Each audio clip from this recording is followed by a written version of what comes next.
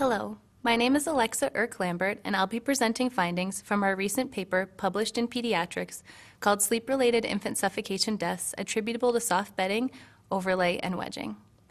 Unintentional suffocation is the leading cause of injury death among infants younger than 1 year in the United States. 82% of these deaths are attributed to accidental suffocation and strangulation in bed, which result from hazards in the sleep environment and are preventable. CDC created the Sudden Unexpected Infant Death, or SUID, case registry and classification system to better understand the trends and characteristics associated with SUID, including suffocation. States and jurisdictions participating in the case registry receive assistance from CDC to improve data quality, timeliness, and completeness. The classification system uses standardized criteria and requires strong evidence of suffocation to classify a death as explained suffocation with unsafe sleep factors, which I will call explained suffocation from now on. This study describes SUID cases that occurred from 2011 through 2014, classified as explained suffocation per CDC's SUID case registry classification system. To be assigned the category of explained suffocation, cases had to occur in an unsafe sleep environment and have a complete case investigation, strong evidence of a full external airway obstruction, a non-conflicting witnessed account, and no other potentially fatal findings or concerning conditions.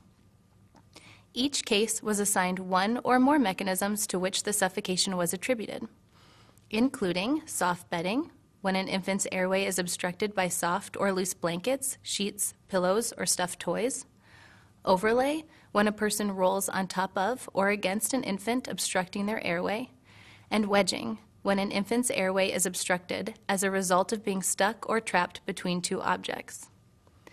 14% of SUIDs in the case registry from 2011 through 2014 were classified as explained suffocation. 69% were attributed to soft bedding, 19% to overlay, and 12% to wedging. Each of these mechanisms had unique characteristics.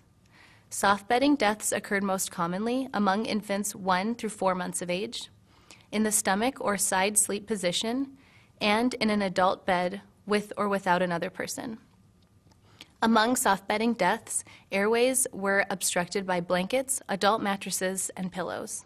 Overlay deaths occurred most commonly among infants birth through 2 months of age and in an adult bed. Of persons who overlaid these infants, 72% were the infant's parent and 22% were the infant's sibling.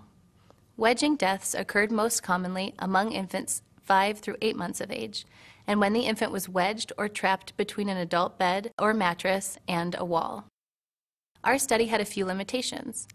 There may have been suffocation cases that lacked the high level of detailed evidence necessary to be categorized as explained suffocation using the classification system, which would have led to an underestimate of explained suffocation cases. Also, we lacked the comparison group necessary to quantify SUID risk associated with infant sleep practices. The majority of explained suffocation deaths were attributed to soft bedding, and infants in all ages were vulnerable to hazards of unsafe sleep environments. Educating caregivers about safe sleep recommendations can prevent future deaths. These include placing the baby to sleep on his or her back for all sleep times, using a firm sleep surface such as a crib, keeping soft bedding out of the baby's sleep area, and having the baby in the parent's room, not the parent's bed. Improving our understanding of the characteristics and risk factors of suffocation deaths by mechanism can aid in the development of more targeted strategies to prevent these injury deaths. I'd like to acknowledge my co-authors and thank you for watching.